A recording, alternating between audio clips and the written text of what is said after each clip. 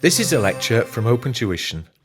To benefit from the lecture, you should download the free lecture notes from opentuition.com. Well, in our previous lecture together, we ascertained how it was that we go about computing the car benefit, the assessment in relation to the provision by the employer to the employee of, do we call it, the company car there.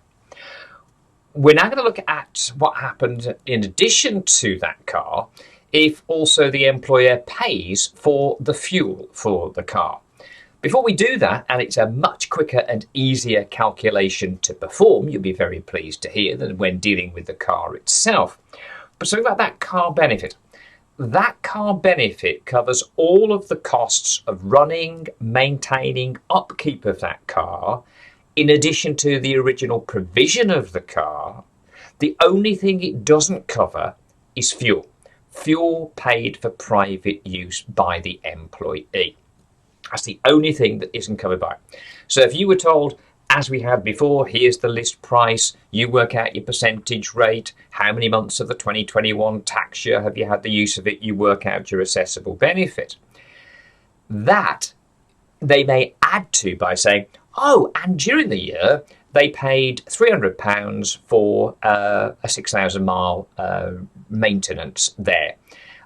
They bought new tyres for the car, whatever it might be. Normal running, upkeep, maintenance of the property, all those costs are included within the determination of that car benefit. So you don't add them in. The car benefit covers everything other than fuel made available for the private use of the employee. So don't get adding in other costs like maintenance, insurance costs for the employee to drive that car. Any of those other costs, they're all accumulated, they're all encompassed within the assessable benefit calculation that we have. That is the list price times the relevant percentage rate. But what we'll now discover is that on top of that car benefit, covering all of those costs incurred by the employer, we also have the potential for this additional fuel benefit. Now, it's an easy calculation to perform because one of two figures that we need to perform it is a figure that we've already got from our calculation of the car benefit. The percentage rate that you've computed to use the car benefit, you also now use within the fuel benefit calculation. And all you need, of course, is a financial figure to apply that to. And that is a given figure, again, within your rates and allowances information. So what have we got here? The car benefit, as we have said, also covers the running costs of the car, but does not take account of fuel made available for private use.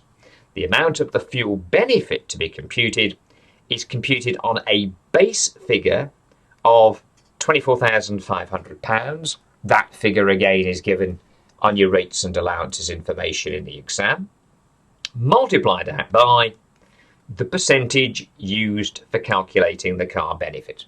So if you've just done the car benefits, like we've done in terms of the example at the end of the previous session, then you now pick up that same percentage figure and apply it to £24,500 to work out your fuel charge.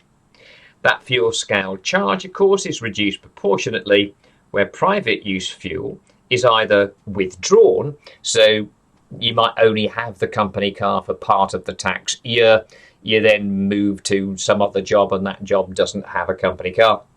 That will be time apportioned. They say there where the private fuel is withdrawn and not reintroduced during the year. It's a silly little thing, but if they take away that benefit and later in the tax year they bring it back again, you don't time apportion for that. You just do a normal full fuel benefit. But that again is incredibly unlikely. Usually, because the car is only given part way through the tax year, again you might only be provided with that car from part way through the 2021 tax year. And again, as we are computing an annual benefit, then we time apportion for the amount of the tax year, the number of months of the tax year for which the benefit has been provided. We do have one important difference, however, between what we did when dealing with the car benefit and what we now do when dealing with the fuel benefit. And that is to do with any required employee contribution that has to be made by the employee to the employer, in this respect, in the benefit of the private fuel. With the fuel benefit, there either is a fuel benefit or there is no fuel benefit. Any contributions made by the employee towards the cost of his or her private fuel are ignored for this purpose. One of two things is going to happen. If there are employee contributions required to be made to the employer because the employer pays for all fuel costs, but some of that is for private purposes, then we need to look at what was the amount paid by the employee to the employer, and did that fully cover or not the entirety of the private use fuel bill, which again is likely to be given on a mileage basis, and therefore you work out, well, what's the private mileage compared to the total mileage, therefore what is the private fuel cost, taking those proportions of the total fuel cost. Again, all the numbers will be given to you to do that.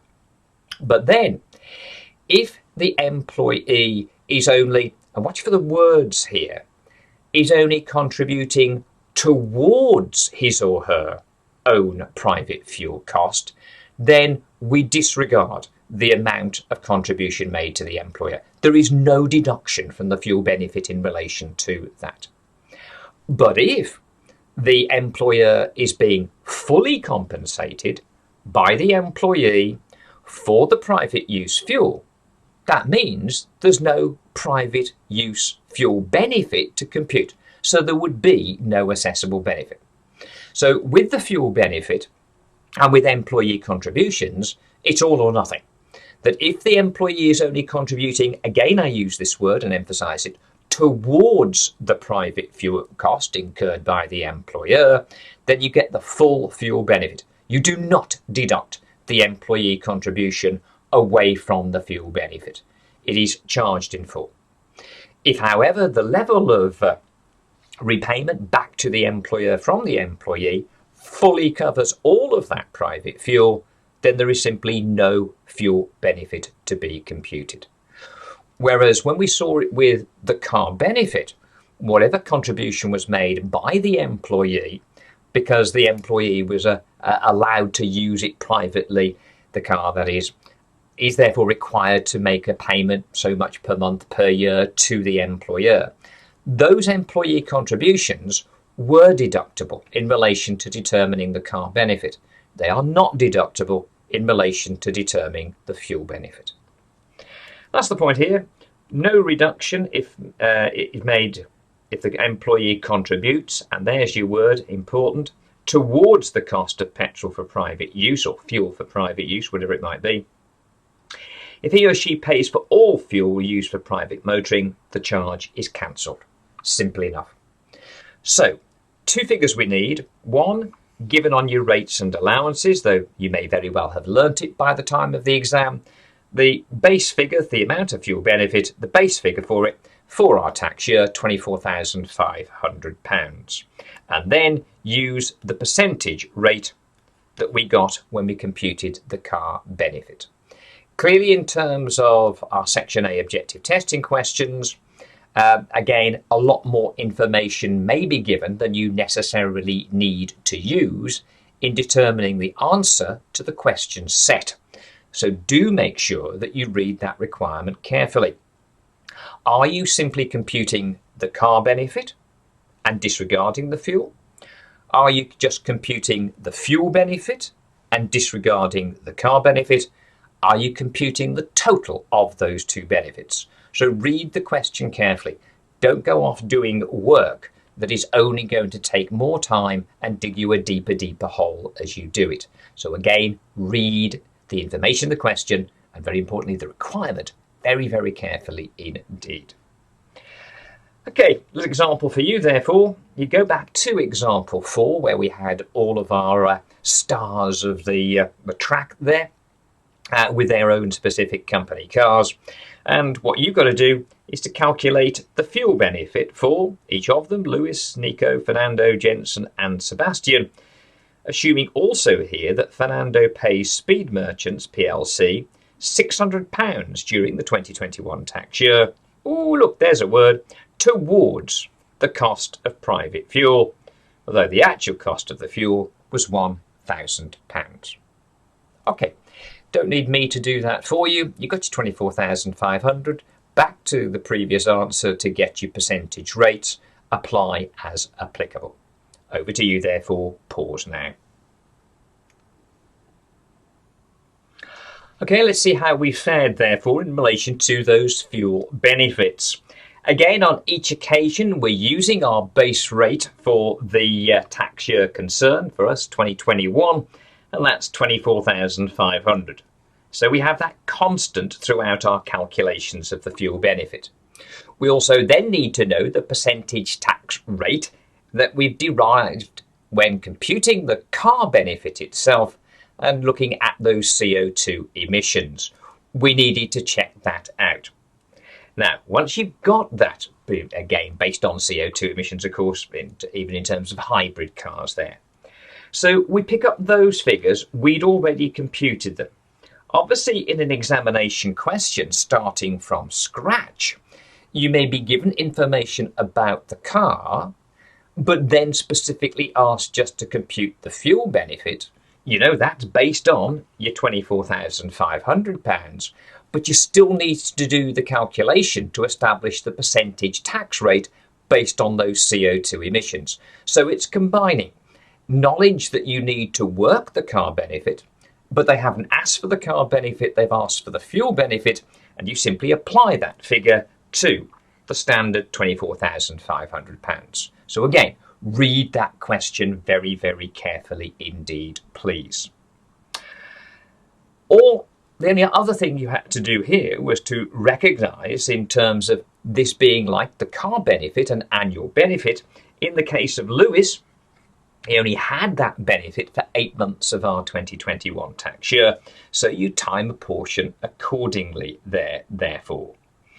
The other issue that we saw was in relation to Fernando. If we go back to the information in the question, here we go, where we're told that Fernando pays Speed Merchant £600 during the year towards, as we said was so important there, the cost of the private fuel, though the actual cost of that private fuel was only £1,000. So understand what that means. Had he been reimbursing £1,000, the full amount of private fuel cost, then the calculation that we have done here for Fernando, picking up the 24,500 multiplied by what was the highest maximum percentage there, given the CO2 emissions of Fernando's car. And that gave you an assessable benefit of just over £9,000.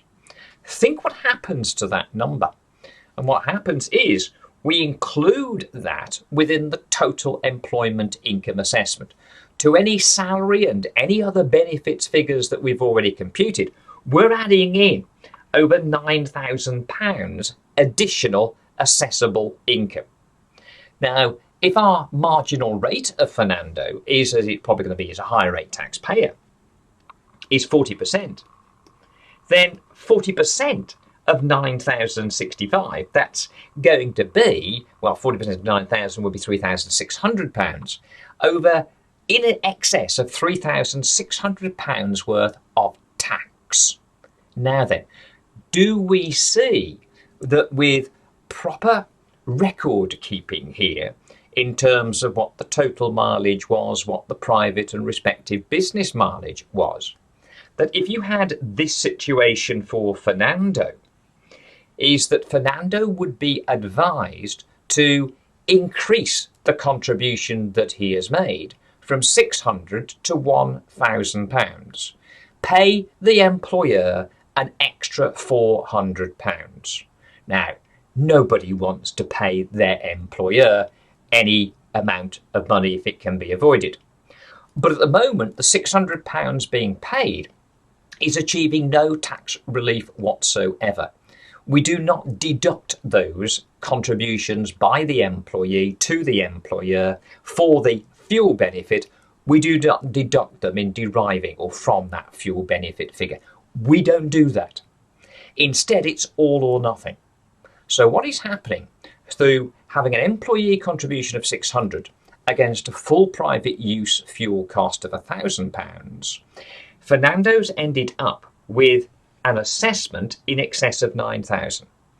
If he's a higher rate taxpayer, again, probably going to be, at 40%, that therefore is in excess of £3,600 worth of tax to pay. So there's your question. What would Fernando rather do? Would he rather pay HMRC an extra £3,600 worth of tax, or would he rather increase by £400 his current reimbursement to the employer in respect of private fuel of £600 up to the full private fuel cost of £1,000? If he gives that extra £400, yes, he has to part with £400. But what would you rather do? Pay your employer £400 and have no tax charge, or pay a tax charge of £3,600? It is the proverbial no-brainer. And obviously, before all of this information goes through to HMRC, the employee will be aware for the tax year what mileages were done, come to an agreement with the employer. I will fully reimburse. Yes, it was supposed to be £600, but I will pay you the full £1,000. And what does that do? It removes that £9,000 fuel benefit. There will be no fuel benefit. So there, we're not just thinking about how do we compute the fuel benefit and what do we do with it. We're also thinking about, hang on a minute, with this all or nothing for the fuel benefit, and it could be, as in the case of Fernando, a very big number indeed. How's about avoiding any fuel benefit in the first place by ensuring that the level of contribution made by employee to employer covers all of their private fuel cost, in which case there is no fuel benefit. Again, a little planning issue there for you to be aware of. Okay, again, obviously where you see that you're dealing with a hybrid electric car, we can see that having the advantage of that incredibly low percentage to work out the car benefit gives us an equally good saving in terms of the fuel benefit. Again, of course, the amount of fuel being used is likely to be a whole lot lower anyway. Moving on. Having dealt with cars, again, probably the most examinable, accessible benefit of all, so it is a need to know. We now move on to, well, we're not quite in the league of the employee who gets a company car. You get a company van or a company truck, whatever it might be. So what happens if you're provided with private use for vans and heavier, or indeed heavier commercial vehicles? Right. Where an employee uses an employer's van for journeys between home and work. Now, normally remember, a journey between home and work is not business, that is private mileage. But if our employee uses that employer's van simply for journeys between home and work, and other private use is insignificant, you won't have to measure that, you'll be told whether it is or whether it isn't, is insignificant, then there is no benefit. So in that situation, they're willing to treat as, you've got a van, you use it for work, and just a few insignificant other use. You stick a bit of rubbish in the back of the truck and you take it to the rubbish dump each month or something like that. We're not talking about a huge amount. It's an insignificant amount of private use. In that case, HMRC say, fine, no assessable benefit. Where that private use is not insignificant, then it's a very easy calculation because there's nothing for you to compute other than what is the tax charge, because we have a set figure that the assessable benefit here, the tax charge, is £3,490. It's £3,490. That is the assessment. That's not the amount of tax, by the way, that we pay on it. That is the charge, that is the assessment that then goes into your income tax computation, and upon which you would then pay tax at your marginal rate, whether your basic, higher or additional rate. So it's just a £3,490 per annum assessment to include within your employment income assessment.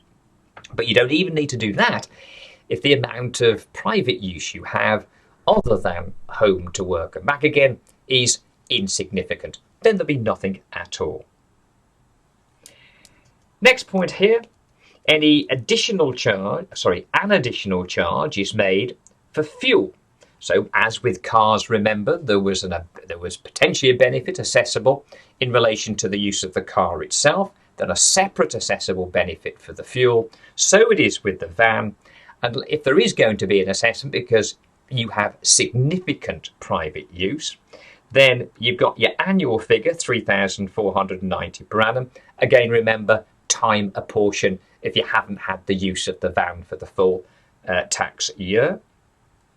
And then in relation to the provision for fuel there, for unrestricted private use, so they pay all of your private fuel there, unrestricted private use, then you're given again a figure, 666, a devilishly difficult number there, £666 per annum. Again, that is an annual benefit. As we've just implied, both benefits are time apportioned. If you don't have the van available to the employee for the whole year, and they count on that for 30 days or more during any part of the tax year. Again, the most likely one is not that they temporarily took away the use of the van and brought it back again. The most likely is you only had available that van from a point during the tax year to the end of the year, or you stopped having that company van at a point somewhere during the tax year. You do a time apportionment. Okay, so your vans and heavier commercial vehicles there, those numbers in relation to the van benefit and in relation to the fuel charge, they again will be provided to you on your rates and allowances page, so you don't have to memorise them, you simply have to know how to use them. And that's simply enough. Add those figures in, or a time apportioned amount of those figures, into your assessment for our 2021 tax year. And that brings us therefore to the last of the assessable benefits that you're going to need to be able to deal with, and that's where an employer provides a beneficial loan to an employee. Beneficial, of course, means at a low interest rate, maybe even interest-free. How do we measure what is low and therefore where a benefit is being provided by the employer? A beneficial loan is one made to an employee below the official rate of interest. That is 2.25% for 2021, as we would know anyway from other exercises we've done in this particular chapter.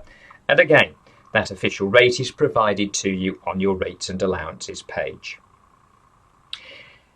The benefit to be computed is the interest on the loan at the official rate, so our 2.25%, less any interest actually paid by the employee. So our benchmark figure in terms of is there any assessable benefit here is the official rate of 2.25% to be used for our 2021 tax year. If, as would be the case in an exam question, the amount of interest actually being paid, if there is any, should it be less than that, then clearly the difference between the loan at the official rate and the amount of interest actually being paid represents your assessable benefit. Before we rush into that calculation, however, there's a few other things that we need to be aware of. Firstly, there's no calculation needed because there is no benefit at all if the total of the loans made, there could be more than one, but if the total of all loans outstanding at any time in the tax year does not exceed 10,000. If at any point in the tax year we'd gone above that 10,000, then we ignore the 10,000 and we compute, we're still to see how, but we will compute an assessable benefit based on the amount of loans. But if at no point during the year have those loans exceeded £10,000, then there is no assessable benefit to compute. We're going to find, therefore, that we're going to go above that £10,000, and therefore we will need to compute what the assessable benefit is. Now, the vast majority of these calculations in practice are done using what is called the average method. But you can use what is known as the accurate or strict method there. You, the employee, are entitled to use that, and you would choose only to do so if it were to give you a lower assessable benefit. But equally, HMRC have the right to use the accurate method instead of the average. They too can choose. Their choice would be made, of course, if that gave a higher assessment. But whereas with the employee choosing to do it, which you automatically would if it gave you a lower assessment, HMRC are not so clear-cut. They have this rule to stop their manipulating what the assessable benefit might be. They have that to stop such manipulation. If again the amounts that separate the two numbers, the average and the accurate method, are not significant, and again there is no measurement on that, HMRC would probably not bother. So again, we would, as an employee, always choose the accurate method if it were lower. HMRC may choose the accurate method if it is higher. If it is very much higher, they certainly will. But if there's not very much difference between the two, and again, there is no measurement on that, there is no de minimis figure to use, then they would just leave it alone and say, okay, it's not worth it, just leave it at the average method. But what are these methods and how do we apply them? Well, firstly, that average method. So we look at the loan at 2 points in time. This uses the loan outstanding at the beginning and the end of the tax year. So if therefore at the 6th of April we had a £30,000 loan, and at some point during the tax year the employee had repaid, let's say, £10,000 of that loan, then the loan at the end of the tax year is £20,000.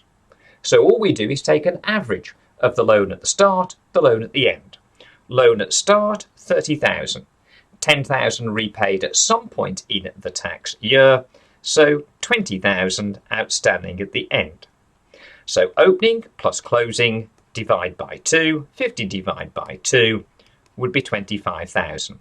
There's your average loan at 2.25% compared to the amount of interest, if any, that has actually been paid to compute the assessable benefit.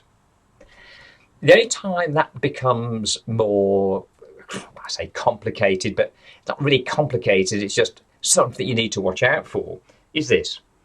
If the loan is taken out or paid back during the tax year, that debt is used instead of the beginning or end of the tax year. So if there was no loan outstanding at the start of the tax year, you only took out the loan halfway through the tax year, then you're only going to have half a year's worth of assessable benefit. And what you will do is to take the loan when it was first provided. You don't take, well, what was the loan at the start of the year?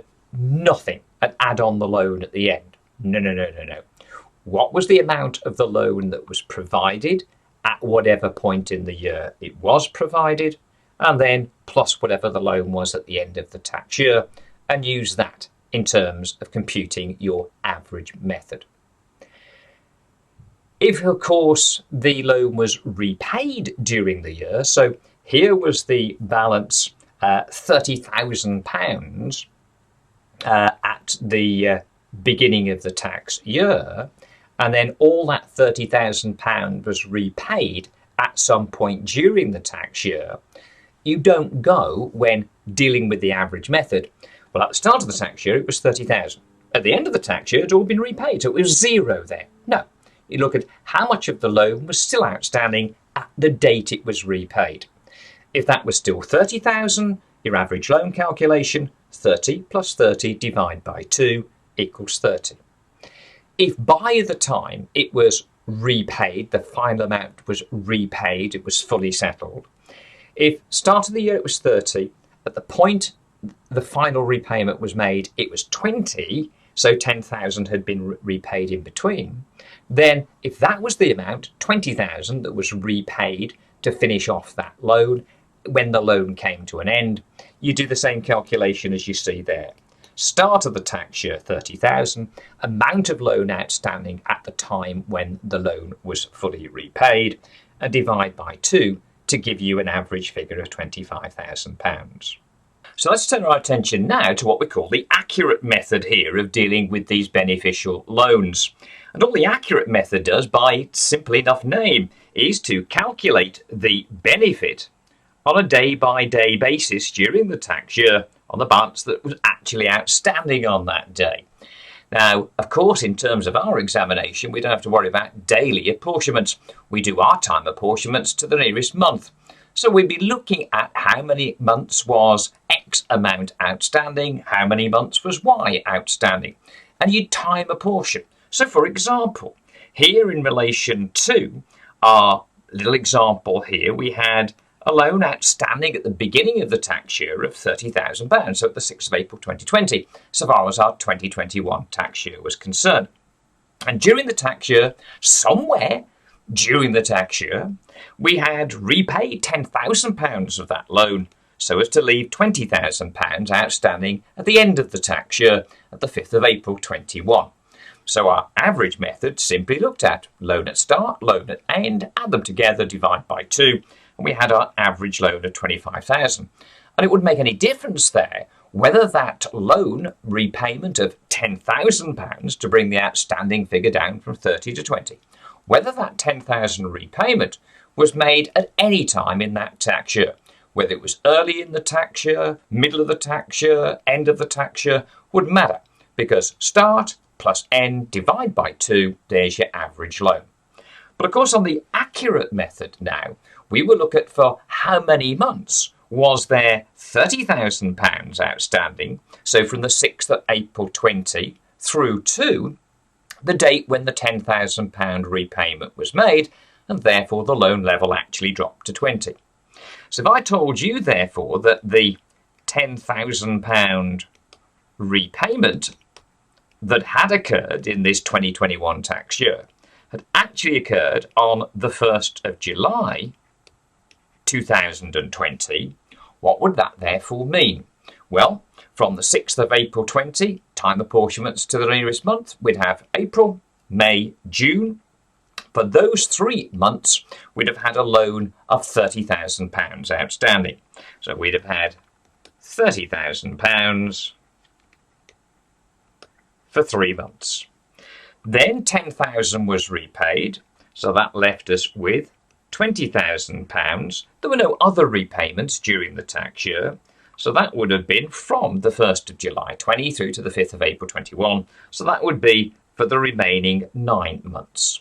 So all we'd have to do, therefore, is rather than as we did do in computing our beneficial loan, take the average figure and multiply by 2.25%, and then, if relevant, take away from that any interest actually paid. Obviously, if it were an interest-free loan, that would be at 2.25%. But what we've now got is that for 3 months of the tax year, £30,000 of loan was outstanding, so it's 30,000 at 2.25% times 3/12, it's 3 months of the year there, and we've then got £20,000 of loan outstanding times 9/12 for 9 months of the year, and again at 2.25%. We could work out, therefore, what that amount of loan interest at the official rate of interest would be on those actual loan levels of, I repeat, £30,000 for 3 months and £20,000 for 9 months. Compare that, if there is any, with any actual interest paid. And assuming here, as it always will be in an exam question, that of course any actual interest payments are lower than the official rate of interest, then the difference between the interest that would be payable at the official rate and the actual interest paid, that lower figure, that difference is the amount of benefit that would be assessable. So all we've got to do, how many months at each level of loan? Here, one repayment, so there's simply two levels of loan, 30,000 for 3 months, 20,000 for 9 months. Now then, if we've got therefore these two calculations, one based on the average loan outstanding and the other the actual amounts of loan outstanding during the tax year, then which one do we use? Well, here, interesting fact, either the taxpayer or Her Majesty's Revenue and Customs can decide to use the accurate method. So clearly, therefore, if we had a situation whereby the accurate method gave a lower amount of assessment, a lower amount of interest, therefore, that would mean that the taxpayer would always choose to have a lower amount of interest being assessed as the amount of assessable benefit, the extent of the beneficial loan. If the amount on the actual basis is lower, then the taxpayer is going to elect for that, and therefore they can do that. If, of course, the figure was higher, then HMRC would have the option to pursue that. And in real life, they're only going to do that if that's a reasonably significant figure. It's not a calculation that you would have, it's not a decision that you would have to worry about, by the way, in terms of the exam. But in reality, they're only going to exercise that option if we're talking about what they consider to be a significant number. They've got that option.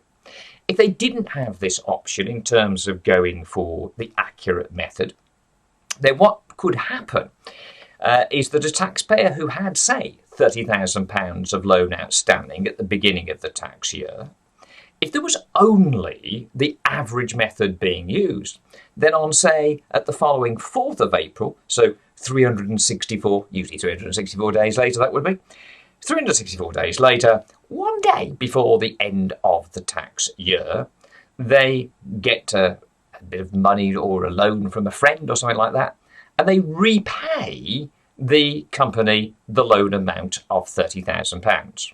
So that at the 5th of April, the outstanding loan is zero. So what would the average method therefore do? It would have 30,000 at the start plus 0 at the 5th of April, none at the end of the tax year. 30,000 plus 0 equals 30,000. Divide by 2 equals 15,000. So we'd be computing, using the average method, a beneficial loan based on £15,000. That is not going to work, because the reality was that for all but one day, the actual amount of the loan outstanding was £30,000. So to stop that situation arising, basically telling taxpayers, there's no point doing this, guys, don't even think about it, because we'll just exercise our option for the accurate method. But that's what we'd otherwise do. So what do HMRC do? They say, okay, you can take the accurate method, but it means we can take the accurate method, and what that will mean is, instead of your average loan being 15,000, that taken at 2.25% to determine, prior to deduction of any actual interest paid, the amount of the benefit. What we will do, we, HMRC, will go for the accurate method, and that means that for 364 of the 365 days, the amount outstanding is £30,000. So 30,000 times 364 over 365 times 2.25%, that's the 364 days worth for the loan of 30,000 that was actually outstanding. And for one day, it was 0, so 1 over 365 times 0 at 2.25%. Obviously, it's going to be 0 there. So in that way, there's no benefit for the taxpayer in trying to make these repayments close to the end of the tax year, in order that on the average basis, they're going to always get a much lower assessment, because all HMRC have to do is to exercise the option for actual. Clearly, where the taxpayer, as we've said, will exercise the option to have the actual basis is where the amount that they're going to be assessed on will be a lower figure. And if we look at the calculations we've just done here in terms of, well, I haven't done the detailed calculations, but we've stated what it is. If the accurate method were to be used, then we would have £30,000 for just 3 months to base our 2.25% interest figure on, and £20,000 for 9 months.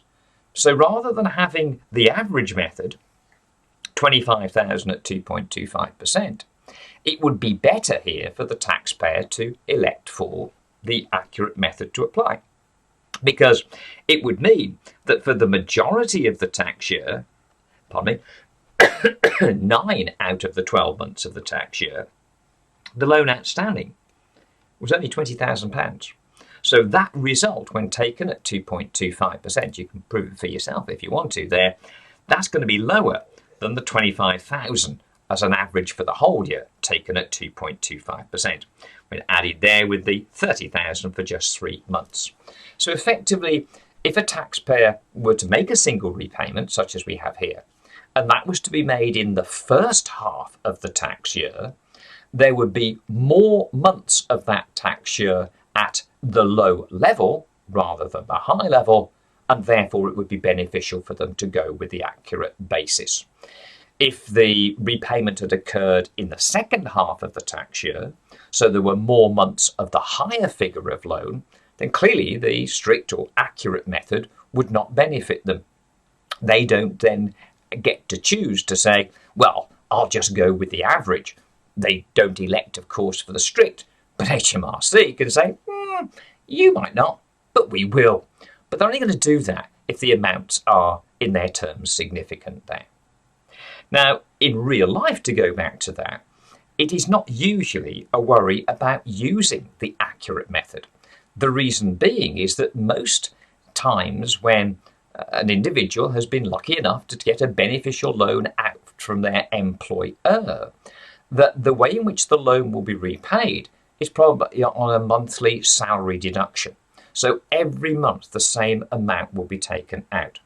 Now, you're not going to go for an accurate method whereby it's 1 month at this figure, 1 month at that figure, 1 month at that figure, 1 month at that figure, and those figures descend in equal amounts. I repay £500 every month, so it's 30,000 for 1 month, 29,500 for 1 month, 29,000 for 1 month, 28.5 for 1, etc., etc. There's absolutely no point in doing that. It's just going to be the average method. Thank you very much. Simple calculation, job done. But where, as in an exam question, you're likely to see it, there will be these ad hoc repayments. And there may be not just one, but maybe, as we'll see in a moment in example 6, a couple of repayments taking place. Then we've got to get our calculators out and start to do the detailed calculations. It isn't difficult, it just takes a bit of time there. Okay, so what have we got in relation to example 6? Well, we've got to compute the taxable benefit for, of course, our 2021 tax year, using the average method, using the accurate method. So what are we told? Jack was given a loan of £35,000 by his employer on the 31st of March 2020. So that's just before the start of our 2021 tax year.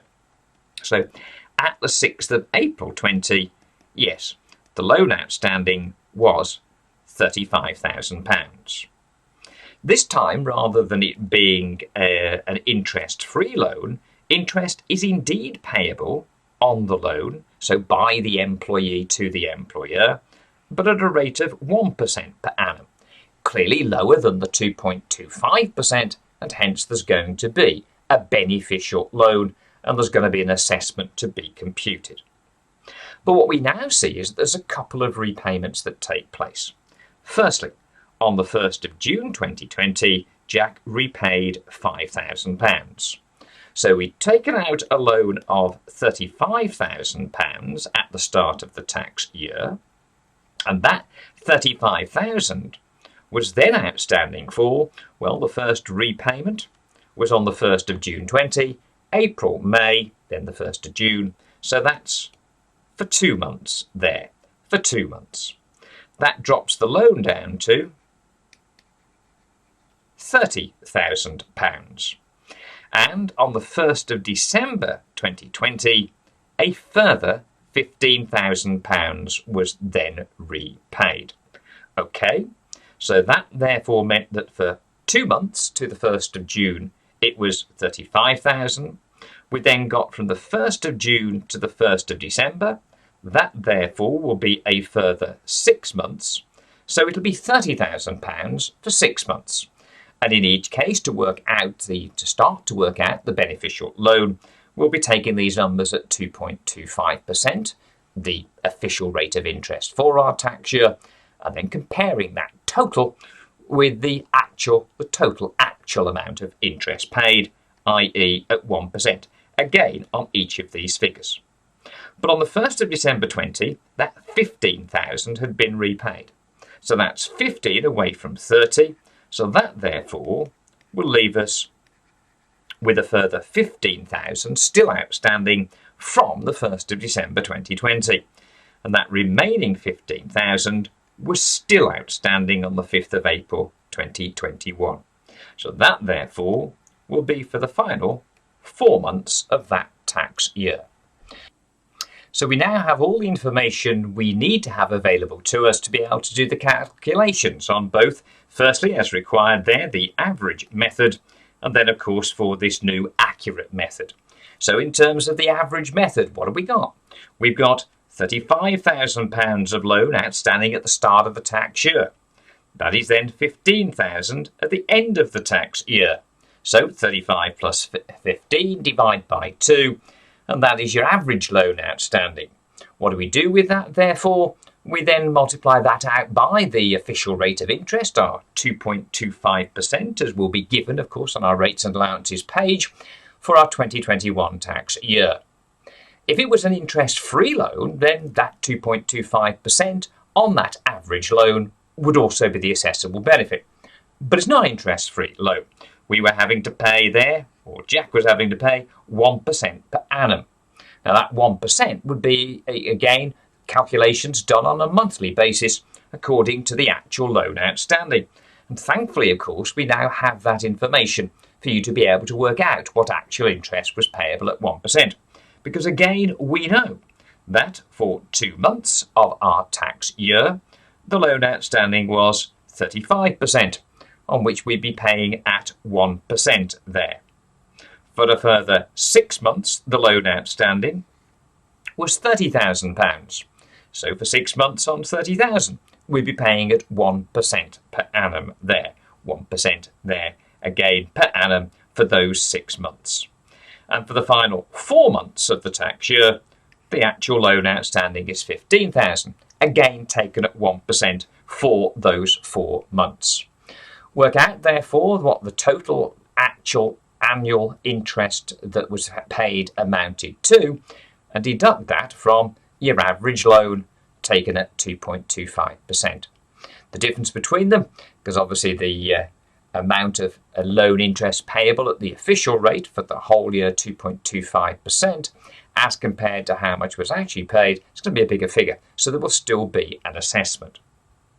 You've then got the accurate method to have a go at.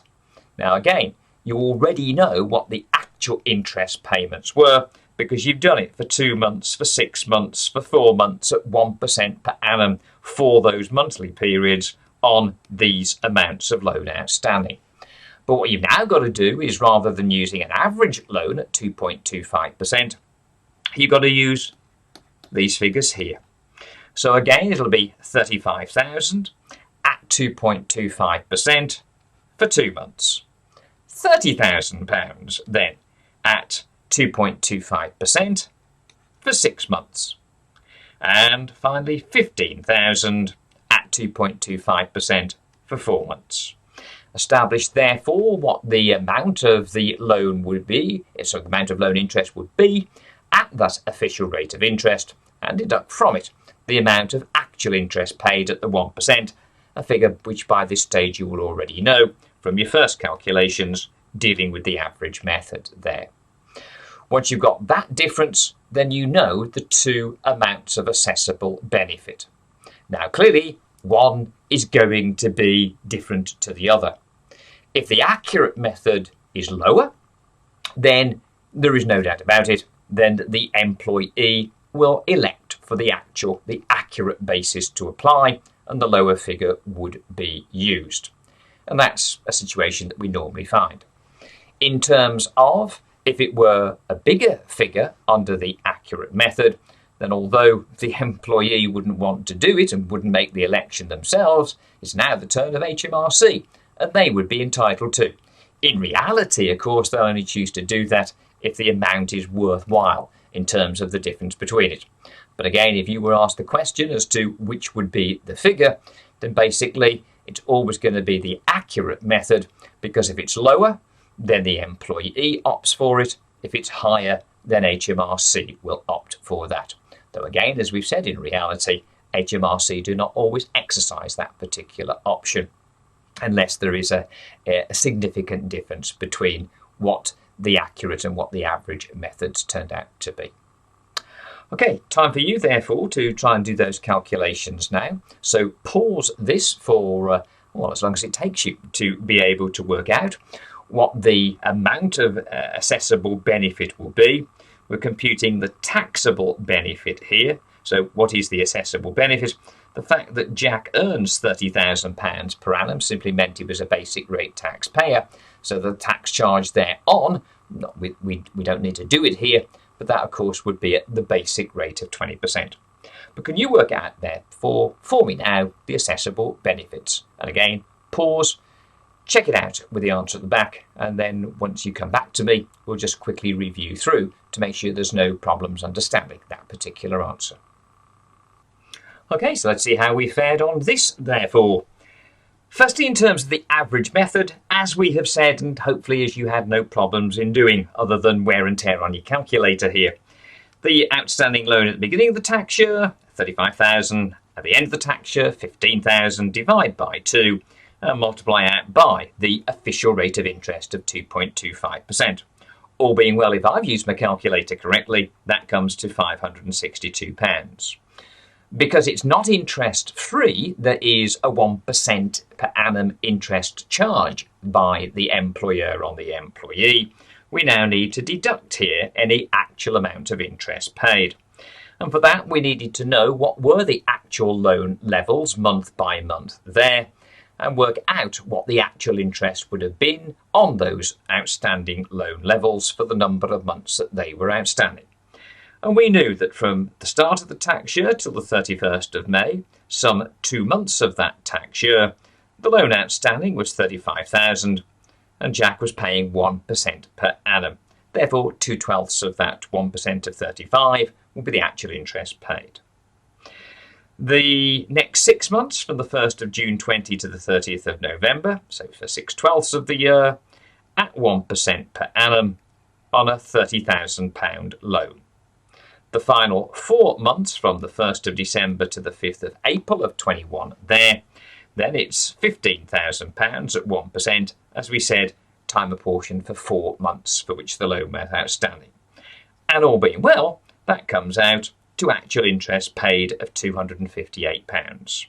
Take that away, of course, to work out, using the average method, what therefore the assessable benefit under the employment income rules would be. In terms of the accurate method, we know again how much interest was actually paid, 258. All we've got to do is replicate the calculations that we did for the actual interest payment, only using the official rate of interest instead.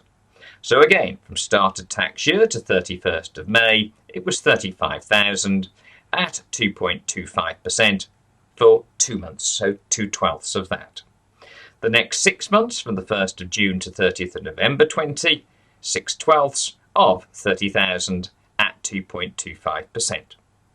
It was then 15,000 outstanding for the final 4 months at 2.25%, again for 4 months, yet amount of interest payable at the official rate of interest. Compare with the amount of interest paid there, and that gives us £323 as being the assessable benefit. That means that it is bigger than the amount under the average basis. So there's no question here, of course, of the taxpayer Jack opting for the accurate method, because it's simply going to lead to a higher assessment of 323 instead of 258. But of course, HMRC would be entitled to opt for the accurate basis, as this gives a higher assessment. And if given a variety of numbers in terms of what the assessment would be, then of course 323 would be the correct figure there, because that's what HMRC would, if they chose to do it. You'd assume here that they would assume to do it in terms of any numerate calculations anyway, and the assessable benefit would be £323. Thank you very much, job done. In terms of this chapter, at least so far as I'm concerned, it's job done. The only final section, as you'll see there, gives you a bit of admin. And as with all of the admin chapters, they're basically, these are facts, you need to know them, you need to study and learn those facts. That, as I suggested right at the outset of our discussions at the start of these lectures, it's not something you're going to do part way through your studies. So again, if so far you've come through the chapters in order from chapter 2 there through to here chapter 9, skip the last little bit, move to chapter 10. Again, when you get through to the chapter 15, which covers the admin for personal tax, skip that to begin with, and then move through to look at corporate tax. Again, after corporate tax, skip the admin section on that, which is chapter 23, I think it is, and move to the IHT and VAT chapters. Practice all of those taxes, the doing things. Make sure you can prepare computations, you can do calculations, you can apply, having learnt those rules, you can apply them in relation to examination questions, and you use whatever exam kit that you have chosen to use. As you go through, of course, each of these chapters, then you're already referenced not just to additional reading, where there are further examples for you to work through, but also to the practice questions at the end of these study notes, and you do those. Once all of that is done, when you've practiced using the exam kit as well on those areas, then when you're comfortable with the stuff that will see you through this exam and get you a good pass, hopefully a very good pass, but I'm sure a pass will do at this point in time. Once you've done all of that and you're comfortable with it, then look over maybe the final week, just spend a little bit of time looking at the admin. There will be admin questions. Again, it's not something I agree with as a basis for examination, but it's a part of the exam system and it's always going to be that way. So go back to this section on PAYE, the admin in relation to personal tax, the admin in relation to corporate tax. Look at what those issues are, and at that point you can be reviewing and then committing to memory. Learn as much of the stuff as you can. It's going to be short-term memory stuff, hence therefore why I suggest anyway you do it at the end of your studies. The doing stuff, the computational stuff, that's something that you do need to have up there, and that will only then be learnt through the application process. Practice, practice, practice. So I'll see you next time therefore on chapter 10. I look forward to it.